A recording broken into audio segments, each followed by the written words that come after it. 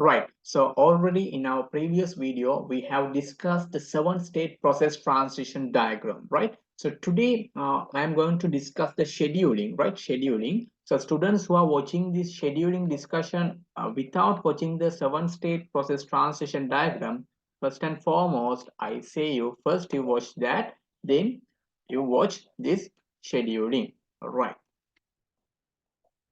So let us have a discussion in this scheduling. Now, generally, operating system will be using three types of schedulers, right? So they are going to be long-term scheduler. Then we have the short-term scheduler.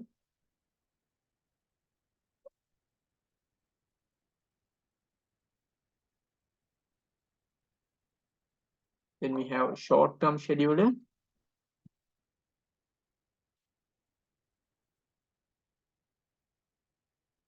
Then medium-term scheduler.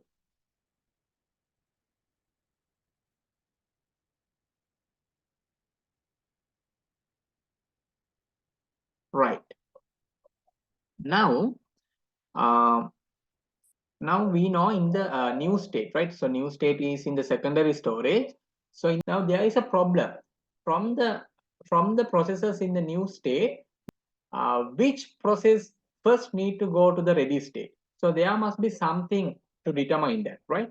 And also when you take the ready state, already we have studied in the process in the 7-state process transition diagram, there will be a queue, right? The processes will be in a queue, and from that which process need to go to the running state, right?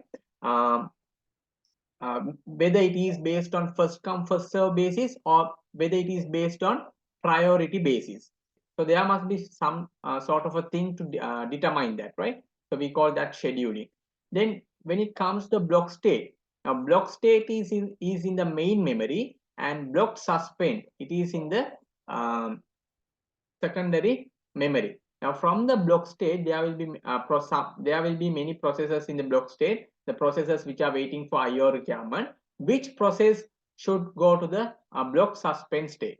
So there must be something to determine that, right? And if you consider this ready state, there will be processes that is in the main memory, and ready suspend that is in the secondary memory. So in the ready state, there will be many processes. Which process should go to the ready suspend? So there must be something to determine this. So this will be done based on this will be done by the scheduler, right? So scheduler is in charge of the scheduling, right? Now in the new state, there will be many processes, right? As I told you before, right? So in the new state, there will be many processes. So the which process need to go to the ready state first, then which process need to go. So this will be determined by the long-term scheduler. This will be determined by the what? Long-term scheduler. Long-term scheduler will be determining that, right? Then in the ready state, right? In the ready state, there will be many processes. So which process in the ready state should go to the running state? That will be determined by the short-term scheduler. That will be determined by the short-term scheduler. And block state, it is in the main memory. In the block state, there will be many processes, right? So from that, which process need to go to the block suspend state, right? So that will be determined by the medium term scheduler, right? Medium term scheduler. And if you take the ready state, that is in the main memory. So from the main memory to the ready suspend, right, to the virtual memory, which process need to go, that will be determined by the medium term scheduler. Medium term scheduler, right? So this is what the scheduling is, right? So when it comes to the long-term scheduler, now here we need to discuss two bounds, right? So basically, there are two bounds. One is going to be IO bound, and the other one is going to be CPU bound.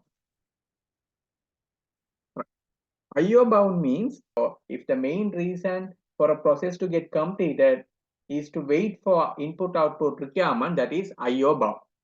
And when it comes to the CPU bound, right? If the main reason is the CPU for a process to get completed, that is CPU bound, right?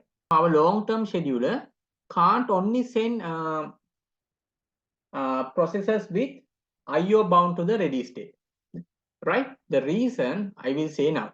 Now, for an example, imagine that the long-term scheduler has sent the processes to the ready state where all the processes sent are IO bound.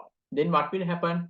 It will move to the running state. One process will move to the running state. Then due to the IO event requirement, input output requirement, it will move to the block state, right? Then the next process will move from the ready state to the running state. Then it will also, due to the IO event wait, from the running state, it will move to the block state.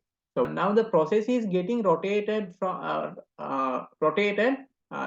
so it looks that the CPU is like ineffective, right? Therefore, the long-term scheduler can't only send IO bound, right? You can't think that the long-term scheduling, right? So it can send any process, not like that. Then suppose, imagine that the long-term scheduler is now sending only CPU bound, right?